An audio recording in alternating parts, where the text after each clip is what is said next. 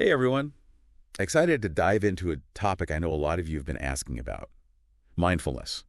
And Yeah. it's not just going to be me rambling about meditation for an hour. You sent in some super interesting stuff. Yeah. So we have this video, looks like it's for beginners, and then what looks like almost like a course outline, Mindfulness 101. Oh, nice. Someone's organized. So Yeah. we're going to use these to figure out, like, how do you actually do mindfulness when life's crazy busy? All right. Because we can all read a definition. Yeah, no, exactly. But then it's like, okay, so speaking of definitions, the video I mentioned, they keep it really simple. Just being present, like right here, right now, noticing your thoughts and feelings, all that, but without judging them. Oh, I like that. Is that too Zen-like or? No, that totally resonates. I think the key, though, the part that's often missed is you're not trying to stop your thoughts. Right. Because good luck with that. It's like that's a losing battle. Yeah, you can't, like, dam up the river of thoughts. Exactly. It's more about changing how you relate to them. Oh. So almost like you're stepping back and becoming the observer. Yeah, like of your own mental chatter. That makes sense because I feel like we've all been there, right? Where it's just like my brain has its own agenda. It's just going and going and going. And that's exhausting. So it's almost like hitting pause so then you can choose how to respond instead of just reacting. Exactly. And I think that's where the benefits start to come in. Yeah. Both your sources talk about, obviously, stress reduction, but sharper focus, emotional regulation.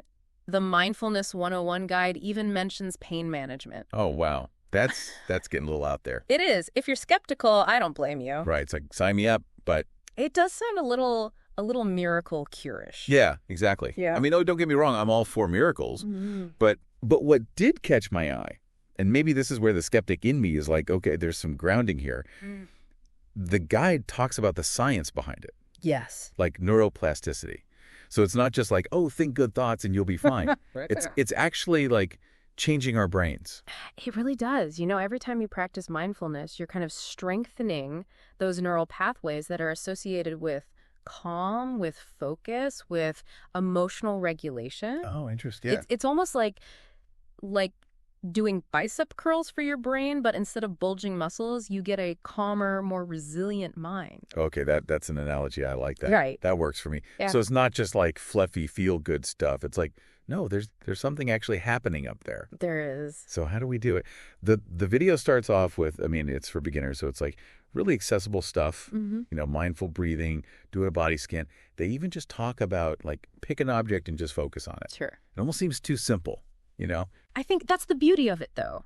You don't need fancy equipment. You don't need hours of free time. Right. But I do think that sometimes a little structure helps, especially when you're starting out. And so Mindfulness 101 talks about a technique called box breathing. Have you heard of this? I have, yeah. So it's basically you breathe in for a count of 4, you hold for 4, you exhale for 4, you hold empty for 4. It's like a square you're breathing through.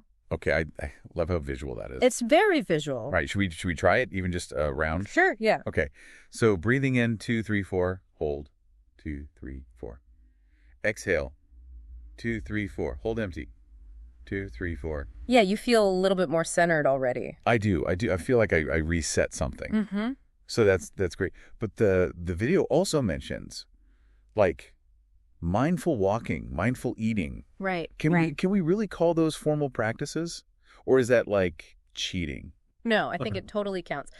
Mindfulness 101, actually, they emphasize integrating it into your daily life. They even have a whole section on creating a mindful morning routine. Oh, interesting. So, like, instead of waking up and immediately checking your email or, stressing about your to-do list, Right.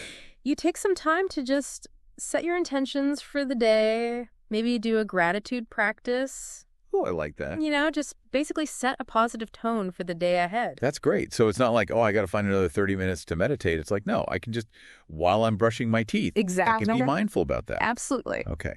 I love that. So what if, for everyone listening, like tomorrow morning, pick one thing, whether it's brushing your teeth, showering, Yep. and just do it mindfully. Just notice the sensations, notice the sounds, the smells. Yeah. It's amazing how different even those small things can feel.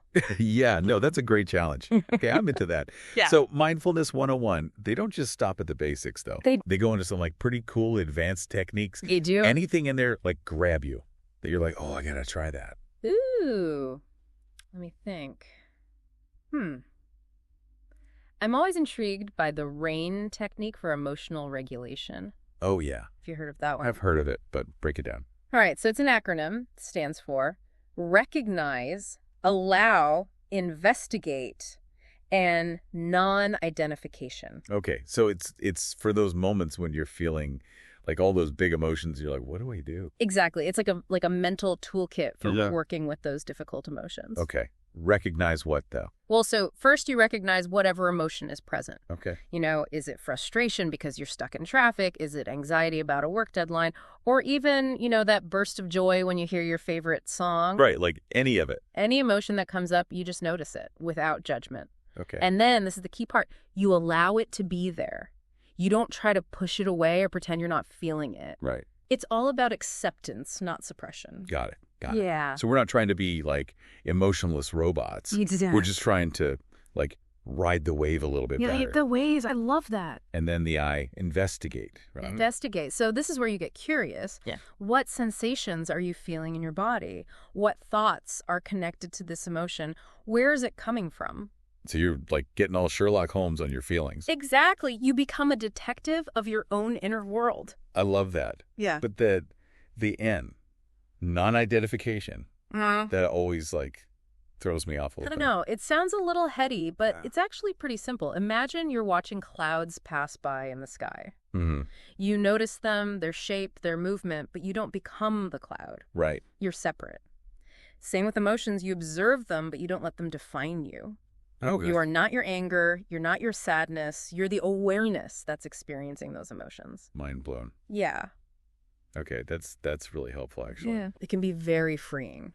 Yeah, so I recently was using that when I got some news, and I was like not happy about it. Mm-hmm. And I was like, okay, wait, hold on. Like I could feel myself like tightening up. Yeah. I was getting angry, and I just sat there for a second and I observed it. And I was like, oh, my chest feels tight. Yeah. My thoughts are going a mile a minute.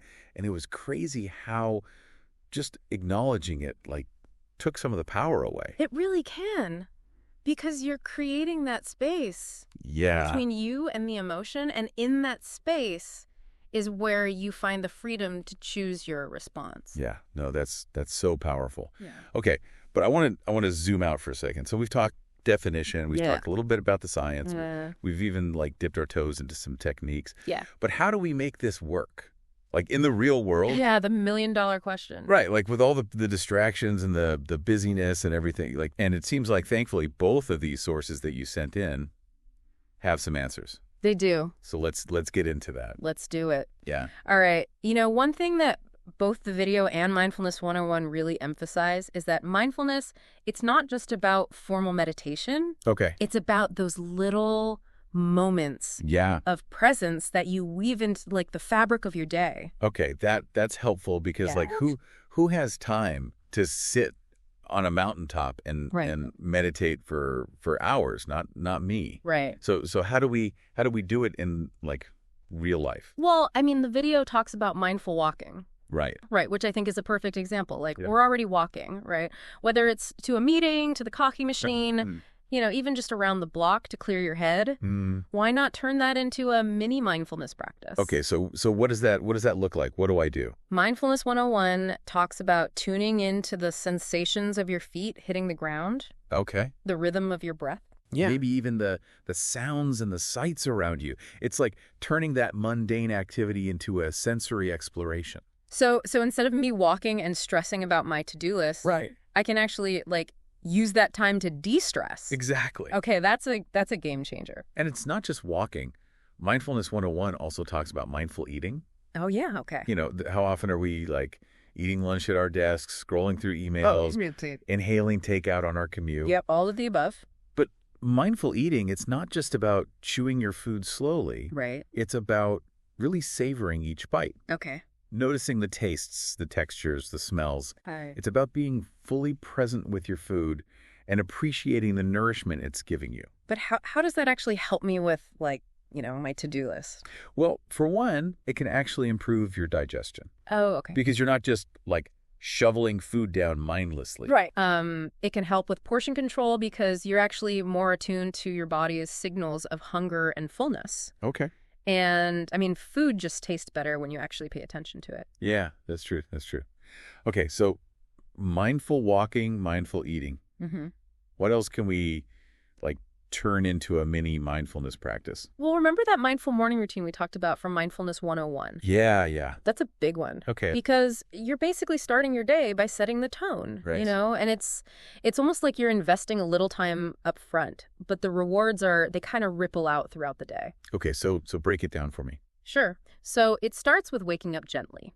Okay. So instead of hitting snooze or like immediately reaching for your phone, Mm-hmm. take a few moments to just lie in bed and breathe. Okay. Notice the sensations in your body, the sounds you hear, even just the quality of light in the room. Okay, so you're, like, easing into the day Exactly. instead of, like, jolting yourself awake. Exactly. And then move into a gratitude practice.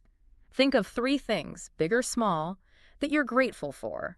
You know, it could be a warm cup of coffee, a sunny day, Yeah. the sound of birds chirping outside your window. Yeah. It's about shifting your focus from what's wrong to what's right.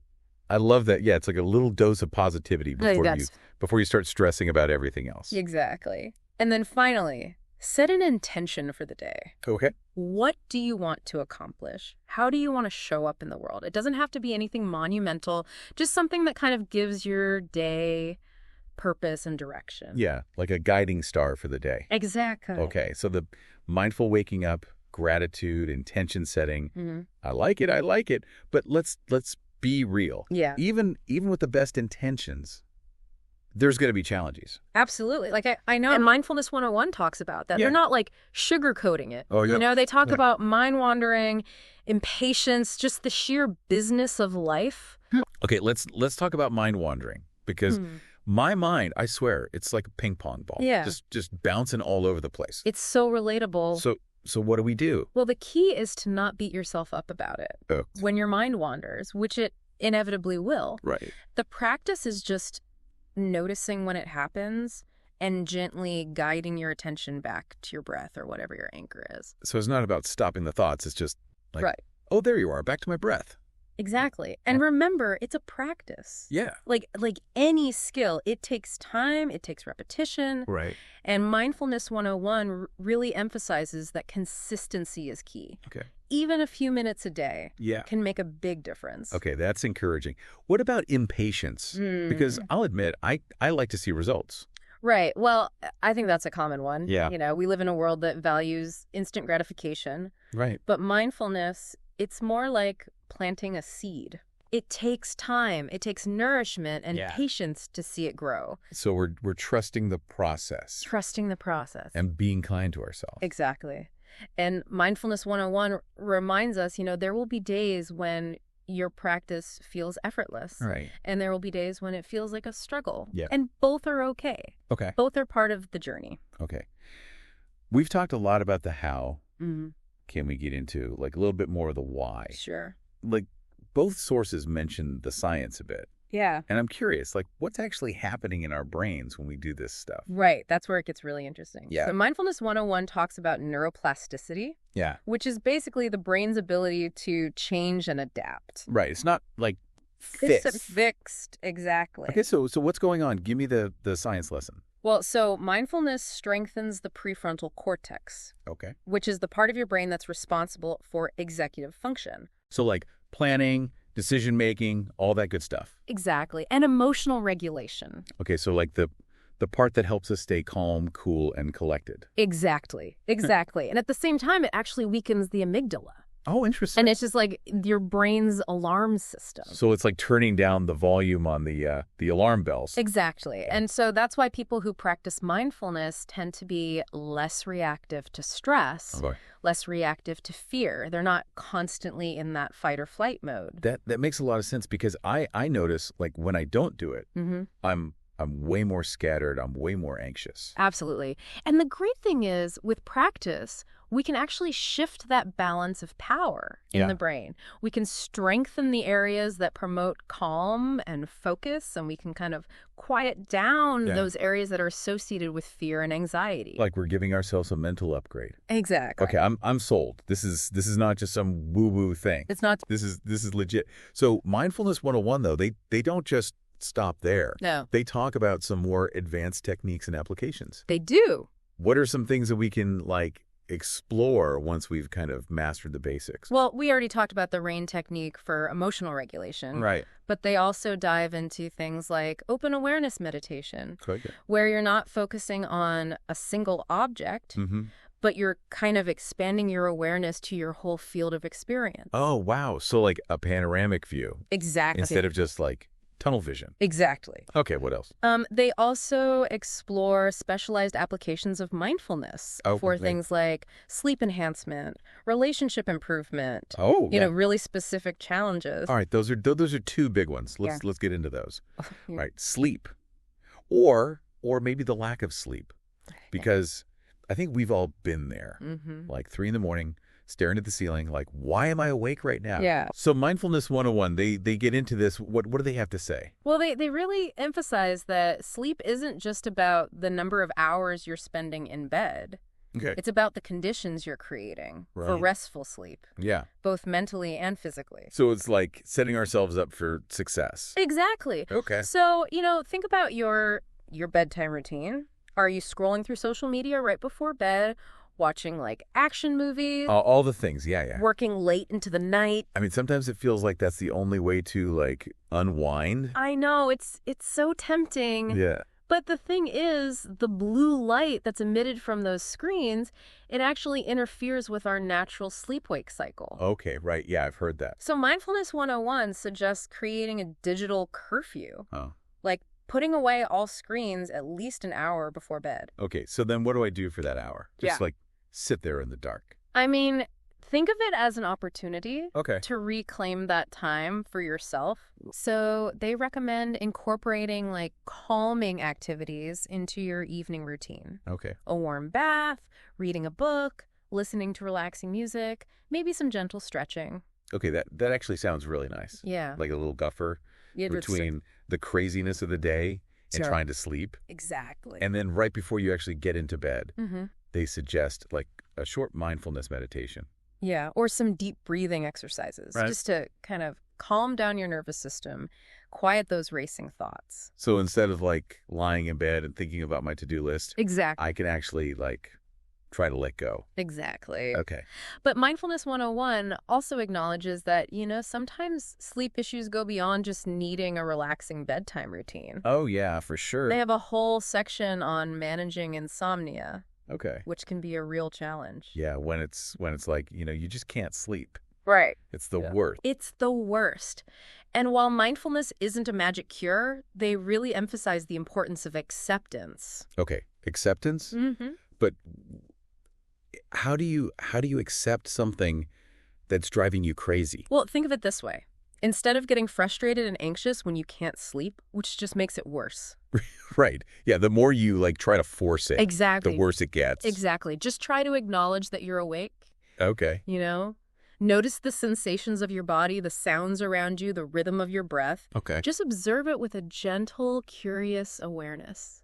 So it's that shift from like resisting it to like, okay, I'm awake, I'm just getting the cure. Yeah. No more fighting with sleeplessness. That makes a lot of sense. Yeah. Okay.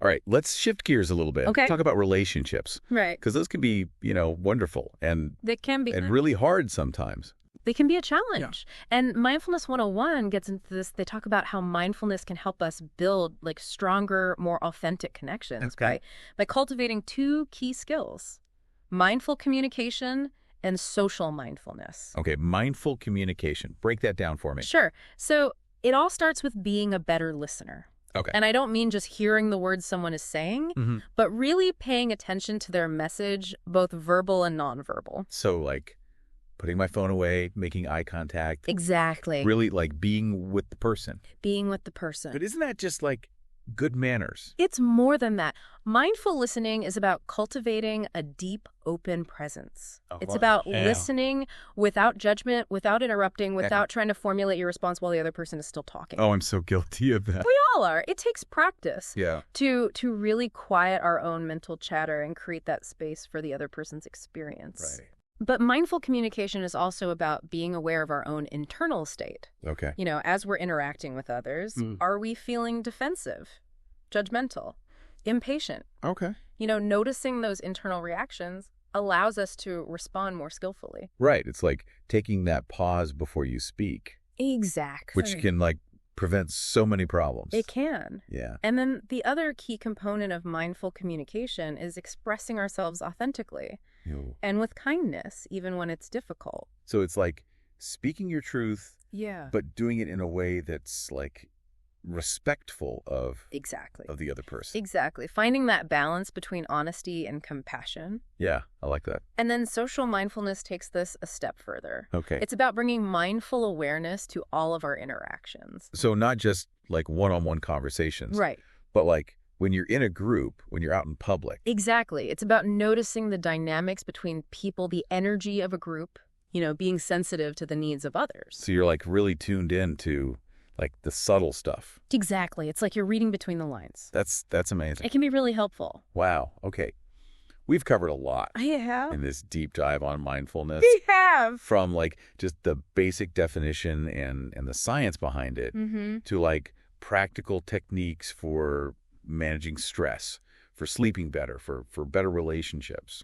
Yeah, it's amazing how much this one practice can touch. Yeah. So many different areas of our lives. It really is. And I love how Mindfulness 101 really emphasizes it's a journey. It is a journey. Not a destination. It's not about perfection. Yeah. It's about progress. Yeah. So for everyone listening, I hope you found this helpful. I know I did. Me too. And, take what you've learned and start experimenting. Yeah, find what works for you. Yeah. And Mindfulness 101, that is a great resource. It's a great resource. So definitely check that out. And until next time, keep diving deep.